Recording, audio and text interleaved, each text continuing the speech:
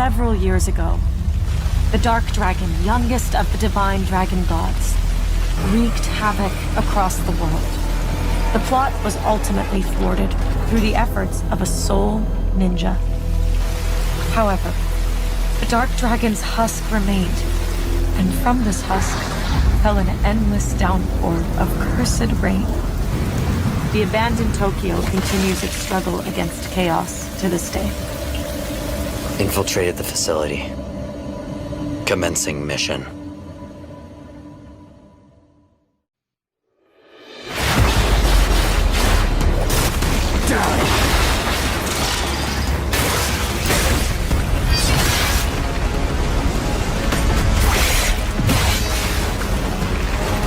No escape.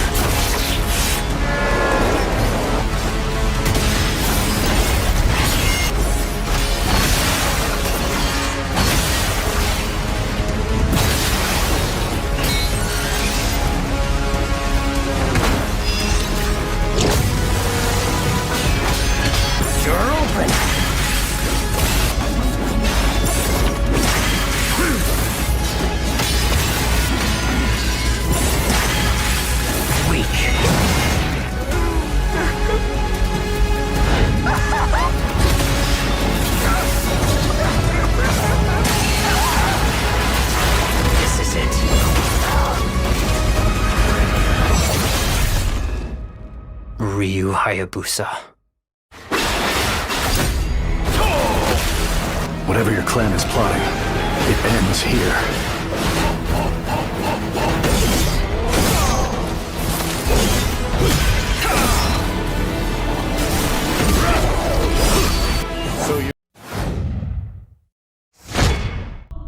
The dream ends.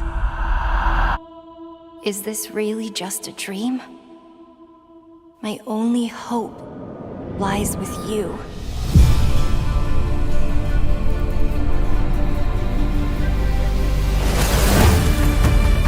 Come, Kaiser. We will travel across worlds, leap through dimensions, together.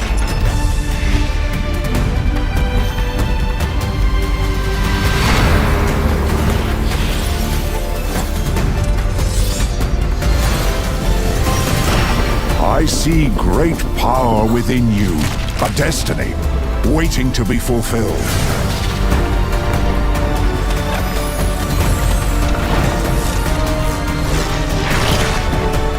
Let me be your vengeance, the blade in your hand.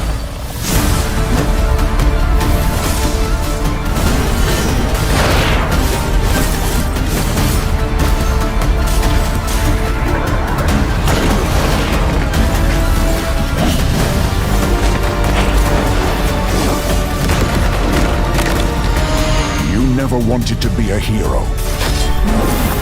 But for humanity's sake, you must. Hold my hand, alter my life. I see the sky reflect my name, a flicker of love.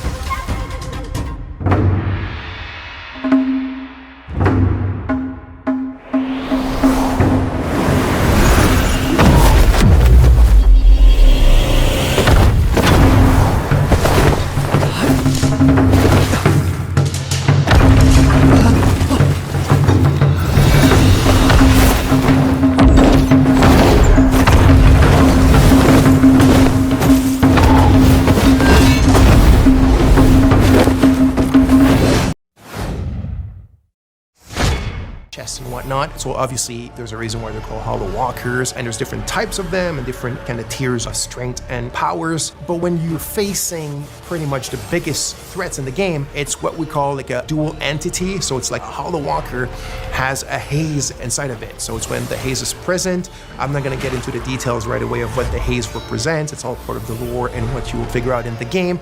But when you're facing a combo like these dual entities, and it can go to like 3 of them, 4 of them, there's the herders, there's the fervents, and different types like that. But that's when you really need to master the combat system. That's when you start having to use all the tools and techniques at your disposal. The drone has tons of skills to upgrade it, and the drone is very much your little sidekick to help you in fighting multiple enemies at a time. He's not a sidekick in the sense where he talks and he has an AI. He's very much a drone that has its own protocol to do this crowd management during the combat.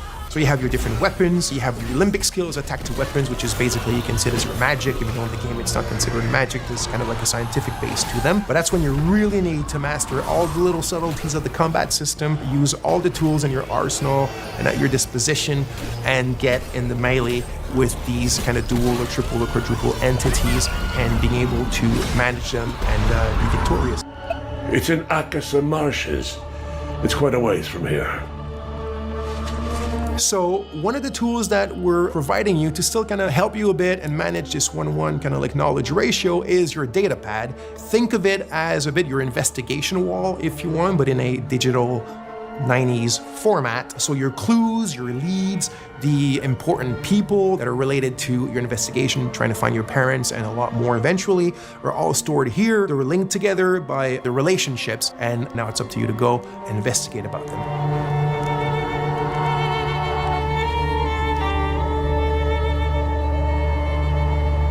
So as you can see here, some of the areas can be quite wide opened. This one here called the Casa Marshes is one of the bigger ones, and as I spoke quite a bit already, the game doesn't hold your hand or doesn't really tell you where to go. So out of your main leads or clues or ideas that you have in your head of what you're supposed to do or where you're supposed to go at any given moment, you will also be attracted by a lot of points of interest or just little things in the environment that pique your curiosity. And as you walk towards them or explore, that's when you'll start also making a ton of like peripheral or side discoveries on your own, things that you cannot solve right away, or things that you might think that there is a thing to be done with it when there's none. And it's all part of the fun stuff and the kind of like experience that we're providing in the game. So as you can see here, there's a tree with people that have been hung. Like I said, this takes place during a very vicious civil war between 2 different ethnicities in the countries that are still basically the exact same people. And you found this tree. It's actually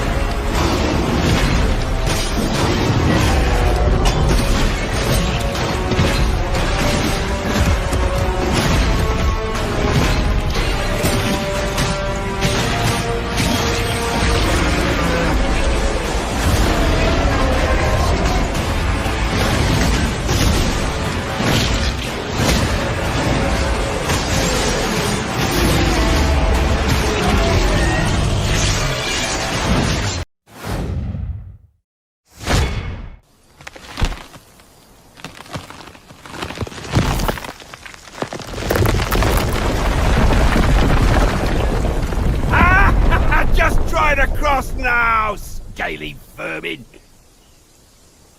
Now, Nemesis, this... The god Glaukos has a temple near here. He's an old friend of mine. He can help us reach the Moirai.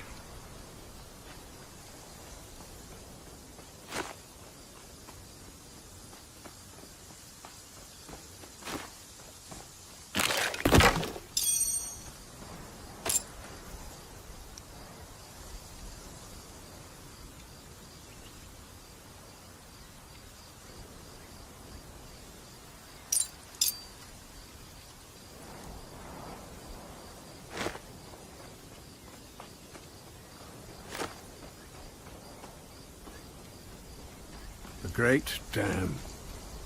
Glaukos ordered the Cyclopes to build it for the people here, ages ago. The Ichthians broke through a few weeks ago. The floodwaters were merciless. The Ichthians, too. Not even the god could stop them. Pyrgos would have fallen, too, if it weren't on high ground. No, the Glaukos I knew would never allow it.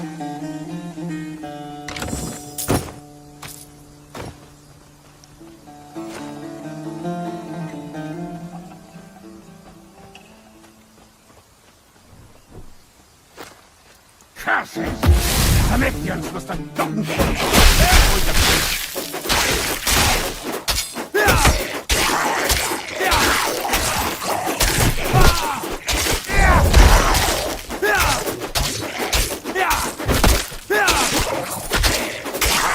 A word with you before you...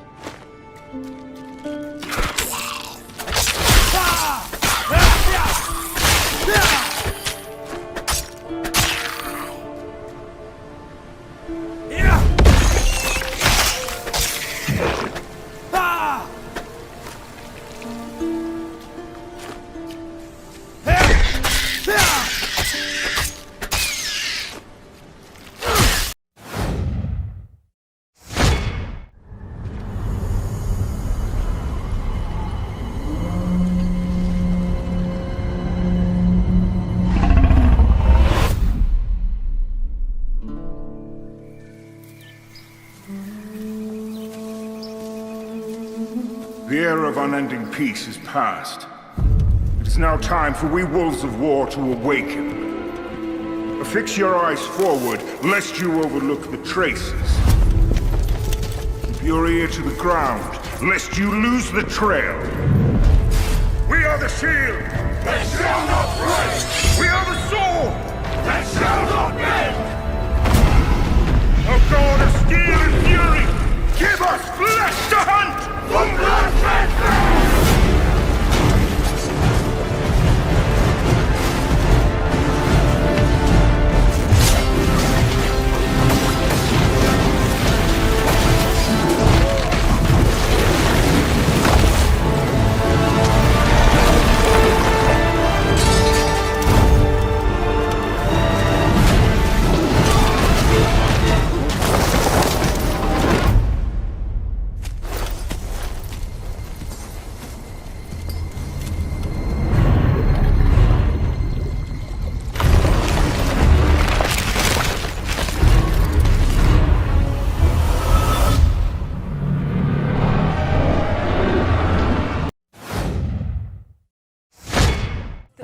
还是有一些钱嘛，只不过现在看起来是废弃了。看起来还是挺大。哎，这还有一个啊，你们继续聊，不要管我啊，我漏掉了，漏掉。它现在这个居中的这个建筑，看上去比其他的部分要气派很多。对，要大一些。这一栋是不是整个？这个是个庄园内最大的一个建筑了。可以这么理解。是的。对，它是一个5进式的这么一个五开间。对不起，对，五开间。哎，五开间是怎么一个5开间呢？是什么意思呢？你看这里有六个柱子对吧？6个柱子，对，6个柱子。6个柱子其实划分了这几个开间，就是几个开间，你数一下就5个开间。就是连这个窗户也一起算上，对不对？我能不能在这里，比如说是不是还有什么3开间、7开间之类的一些说法？其实3开间、7开间的建筑肯定是有的，但是我们是在这里是参考了一个唐代营缮令的这样的一个对建筑品质等级一些规格进行一些限定的这样的一个参考记载。然后我们是参考了这些东西，然后符合这个主人身份的这样的一个中等级别的建筑，对，所以我们就是当时设计了这样的5开间的一个。简单说来就是这个区域的主人他是属于这个级别，所以他就住一个这样级别的房子，是这么回事？是的，唐代是有比较严格的这种对形制等级的一个规定的。明白。我们参考的大概就是这些内容。是的。原来是这样啊，可以。这边应该是个厢房，是个厢房。来，请你看一下有没有什么？不用。也不用，看也可以，你也。我主要是看到这个地方，我感觉它好像是能吃一样啊！我觉得这个地方四足盆。好，我们刚才那个是一个4足炉啊，4足炉，4足炉啊，是烤火取暖的。它其实就是也是我们去参考一些唐墓出土的一些文物，然后在他们的基础上，我们也会进行一些2次的创作跟设计。牛啊！那你们刚才你牛，别！